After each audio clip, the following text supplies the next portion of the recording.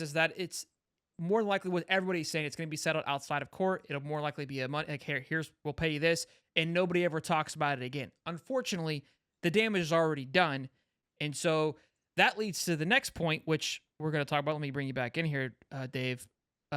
With Billy being on thinner ice than he already is. I was saying before the show, how I look at it is like you've already got a pile of shit. Okay, all you've done is just throw an extra turd on top. What's another turd at this point? You know what I mean? You show up August 31st and you wax Miami, that turd goes away, whether there's 36 piles of turd or 2 piles of turd. As far as I'm concerned, it's a big pile and it stinks. The only way you fix it is by winning football games. So at this point, it's like you're just giving us more shit to talk about during the offseason. Honestly, like if they wanted to fire Billy, the people thinking Billy's gonna be gone. If they wanted to fire Billy and get out of the contract, they would have done it the moment the investigation started a month and a half ago, and Marcos Castro was the guy. That was their opportunity. This, which we also learned, was known about to an extent. They heard about the rumor, the murmurings that a lawsuit could be coming. They didn't know if it would actually happen. Now it's happened.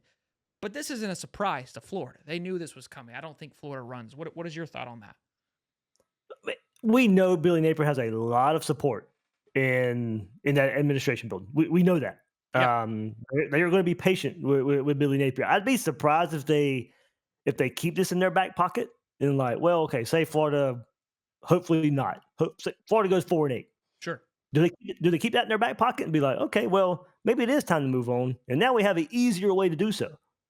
I don't think they do that. I really don't. I think they respect Billy Napier. Where it wouldn't come to that, but maybe somebody keeps it in their back pocket. I think that is another angle to this.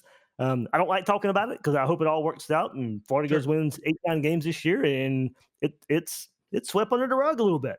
But if you're winning games, what the old adage goes, winning solves everything. And if this is not a big to do, it will be quickly forgot about. If it's settled, it'd be quickly forgot about. But if Florida goes 4-8, I wouldn't say it'd be completely out of left field if somebody brought it up. Be a Jarrett Pruitt situation for sure. There you go. See, There you Yeah. Yeah, McDonald's bag not included. go. what's your thoughts, Dave? Or Swolder. Dave. Yeah, we're gonna have to get that one worked out on this episode because we're not gonna know who you're talking to. But yeah, I mean, it's kind of like what Dave said. I mean, excuse me.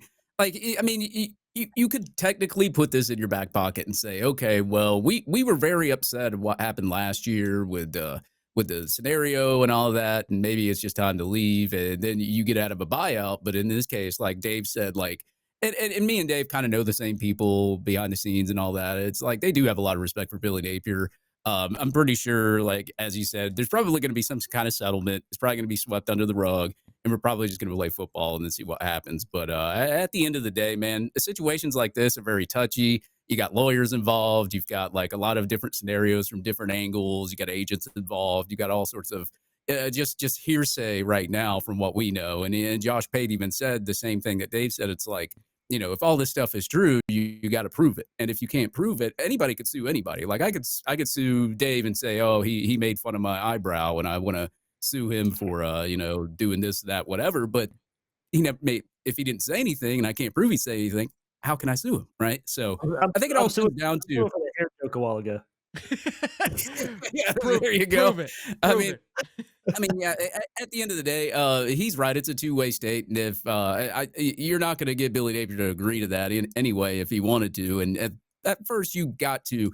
And I think George is the same way. Like if you record a phone call or record somebody on a phone call conversation, you try to use it in court against them. Like you can't do that. You would have to get them. Georgia, to say, hey, you look. Maybe so. Yeah, So. you can. But like. So we're gonna have you do all those interviews, Dave, from Georgia. So if I'm recording you right now, then I don't need permission. But if you're recording me right now, so you do. Correct. Okay. All right. Correct. So it works both ways, right? So I mean, it kind of, if that was the case, where like, if this isn't made up and say that Billy Napier was happy to be on recording, like it doesn't even really matter at this point, right? So. Well, unfortunately, and we said before the show, like, look, here's what the problem is that there is an accusation, and then we have a recording. The recording could just be like, hey, Rashada, we would love to have you a part of Florida football team. And that could be it. But because they're just saying there's a recording of a conversation about him being part of Florida, it's very vague, and because of the accusations, you create an image of what could be and what may be.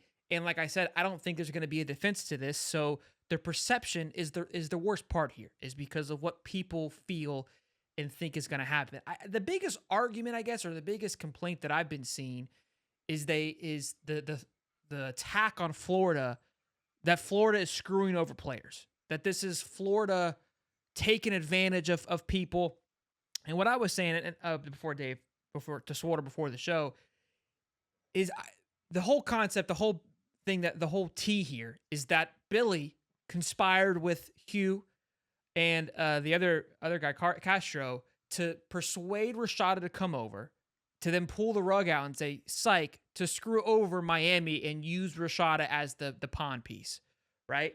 I don't think Billy has that much time on his hand. I don't think so. What I do believe is we have an opportunity. You have a time now where you've got two boosters that want to show how big, pardon my French, their cocks are, and flex on one another, who are not associated with the school. They are operate on their own entities.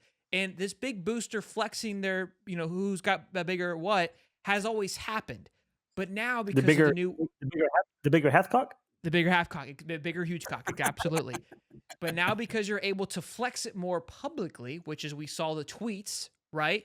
It came out more than ever before. This isn't new. Is trying to shit on the other booster. That's what it was. Was another booster trying to screw over the other booster? I don't think they were trying to screw the kid over in the process, but it was a contest. It was a pissing contest. You have a war happening, and unfortunately, Rashada happened to be the sacrificial lamb in that battle, that particular battle that just didn't work out. I don't think there was an intentional.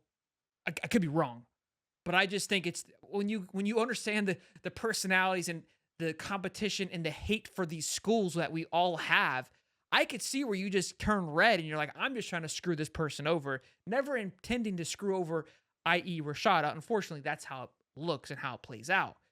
That's what I think ultimately happened. And again, Billy's being thrown into this because, look, I'm pissed at everybody. We're taking everybody down.